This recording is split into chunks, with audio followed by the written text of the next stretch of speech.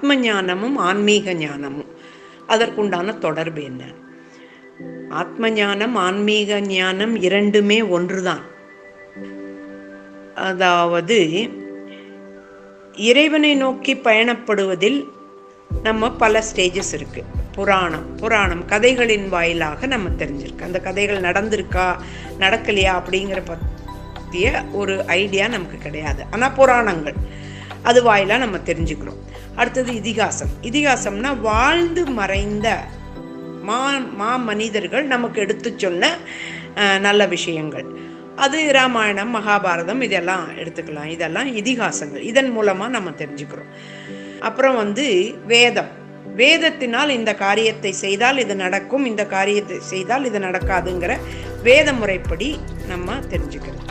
அப்புறம் பார்த்தீங்கன்னா வேதாந்தம். வேதங்களை செய்து செய்து சில விஷயங்கள் அதை முடிவுறும் போது வேதத்தின் அந்தம் வேதாந்தம்.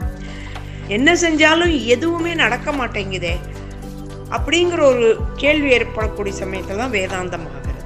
வேதாந்தமாக பேசிகிட்டு இருக்காப்பா அப்படின்னு சொல்லுவாங்க.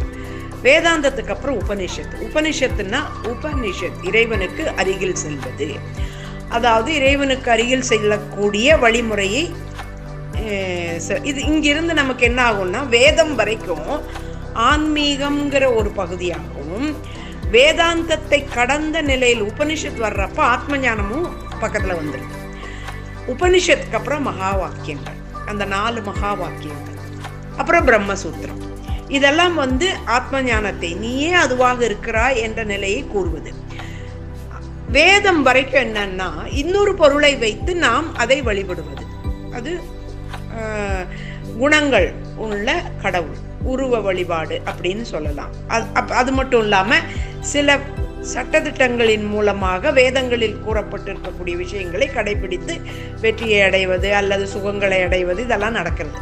ஆனால் என்னதான் சுகங்களை அடைந்தாலும் அதற்கு மேலும் அப்பாற்பட்டு ஒரு வெற்றிடம் தோன்றுகிறதே, அது என்ன என்று கேள்வி வரும்போது வேதாந்தம் வந்துடுது. இப்போ இதெல்லாம் நிரந்தரமானதல்ல. எது நிரந்தரம் என்பது உபனிஷத். இறைவன் அருகில் இருக்கும் போது மட்டுமே எனக்கு ஆனந்தம் லபிக்கிறதுங்கிற உணரக்கூடிய லெவல். அப்போ இறைவனுக்கு அருகில் இருக்கிறேன், இறைவன் ஒருவன் இருக்கிறான், அவனுக்கு அருகில் நான் ஒரு மனிதனாக இருக்கிறேன் என்று 2 நிலை இருக்கிறது. அதுக்கு அடுத்தது பார்த்தீங்கன்னா மகா வாக்கியம், நான் அதுவாகவே இருக்கிறேன். 2 இல்லை, தத்துவமசி, நான் அதுவாகவே இருக்கிறேன் என்ற நிலையில். அப்புறம் பார்த்தா பிரம்மசூத்திரத்துல என்ன இருக்கு? எங்கே பிரம்மம் என்று சொல்லக்கூடிய அந்த இறைவன் அதிகமாக இருக்கக்கூடியது இடங்கள் என்ன, குறைவாக இருக்கக்கூடிய இடங்கள் என்னங்கிறது வேறுபடுத்தி பார்க்கறது தான் அந்த பிரம்மசூத்திரம். இறைவன் இல்லாத இடம் இல்லை, ஆனால் அதிகமாகவும் குறைவாகவும் இருக்கக்கூடியதான் என்று எடுத்துக்கலாம். இப்படிதான் நிலைப்பாடு ஏற்படுத்தியிருக்காங்க. வேதம் வரைக்கும் ஆன்மீகம்னு நம்ம எடுத்துக்கிட்டோம். வேதத்திற்கு மேல வேதாந்த இடைப்பட்ட நிலை உபனிஷத்திலிருந்து ஆத்ம ஞானத்துக்கு செல்லப்படுகிறது. 2மே ஒன்றுதான். ஏனென்றால் இந்த உலகம் என்பது என்ன, அதில் என்னுடைய பங்கு என்னங்கிற கேள்வி வர்றப்பவே அதை தவிர வேற எதுவுமே இல்லை. அதுதான் இறைவனை நோக்கி பயணம். இறைவன் நம்ம ஒரு பேரை வச்சிருக்கிறோம். நம்மை நோக்கி பயணம், என்னை நோக்கி பயணம். தத்துவமசி என்று சொல்லும் போது நான் அதுவாகவே இருக்கிறேன். இறைவன் அந்த இடத்துல பேர் சொல்ல முடியாது. நான் அதுவாக இருக்கிறேன். நான் அதுவாக இருக்கிறேன். எப்படி இருக்கிறேன்? அப்ப நான் கடவுள் ஆயிடுவேனான்னு கேட்டா அது இல்லை. கடவுள் என்பது கடல் என்றால் அதில் ஒரு துளி நான். அப்போ அந்த கடல் நீரினுடைய ஒரு துளியின் அளவுதான் நமக்கு அந்த சக்தி இருக்கும். ஆனா கடலை யோசனை பண்ணி பாருங்க, அதுதான் இறைவன்.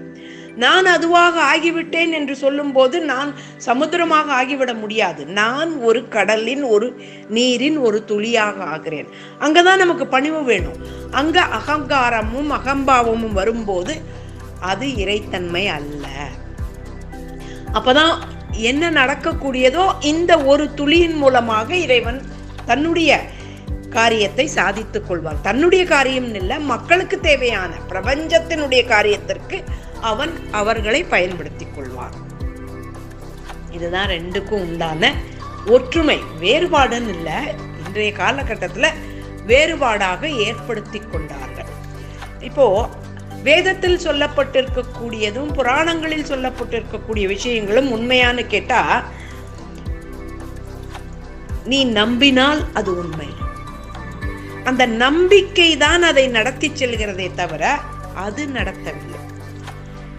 அதாவது கருட புராணம் சொல்றாங்க இல்லையா, அந்த கருட புராணத்துல எத்தனையோ விதமான நன்மைகளையும் தீமைகளையும் சொல்லியிருக்காங்க. அதாவது ஒருத்தன் பாவம் செஞ்சா எதெல்லாம் அனுபவிப்பான் அப்படிங்கிறத பத்தி எல்லாம் சொல்லியிருக்காங்க. அதை நம்பினால் அது உனக்கு ஏற்படும், அதை நீ நம்பாவிட்டால் அது உனக்கு ஏற்படாது. அப்ப அந்த நம்பிக்கையினுடைய தன்மைக்கு ஏற்ப உன்னுடைய அந்த செயல்பாடு அல்லது விளைவுகள் இருக்கும். தவறுகளை செய்து கொண்டே நான் தவறு செய்யவில்லை என்று நம்பினால் நீ என்ன ஆகிற, ரெண்டு இருமைத்தன்மை கொண்டவனாக இருக்கிறார். அப்ப இருமைத்தன்மை கொண்டவனாக இருக்கும் போது அந்த இடத்துல புராணங்கள் கை ஓங்கி இருக்கும். ஏன்னா அதை நம்பக்கூடிய மனிதர்கள் அதிகமாக இருப்பாங்க. அவங்களுடைய நம்பிக்கையினுடைய தாக்கம் இந்த இருமைத்தன்மை இருக்கிறவனுக்கு அது ரிஃப்ளெக்ட் ஆகும். அப்ப என்ன, அந்த புராணத்துல இருக்கிற மாதிரி அவன் கஷ்டப்பட்டு தான் தீருவான். இது ரொம்ப ஹையான லெவல், புரிஞ்சுக்குவீங்கன்னு நினைக்கிறேன். அப்ப என்னன்னா, உங்களுடைய நம்பிக்கை, நீங்கள் எதை குறித்து நம்புகிறீர்கள் என்பதில் கவனமா இருங்க. பிரம்மம் எல்லாமுமாக இறைவன் இருக்கிறான், அதில் நானும் இருக்கிறேன், எனக்குள் அவன் இருக்கிறான். எப்படி இருக்கான்? பெரிய கடலினுடைய ஒரு துளி நீர் போல நான் இருக்கிறேன், அந்த பிரம்மமாக நான் இருக்கிறேன் அப்படின்னு இருந்தாலே அது ஆனந்தம் தான், மிகப்பெரிய ஆனந்தம். இதுதான் எல்லா அந்த ஆன்மீகம் ஆத்ம ஞானம் இரண்டு நிலை கொண்டான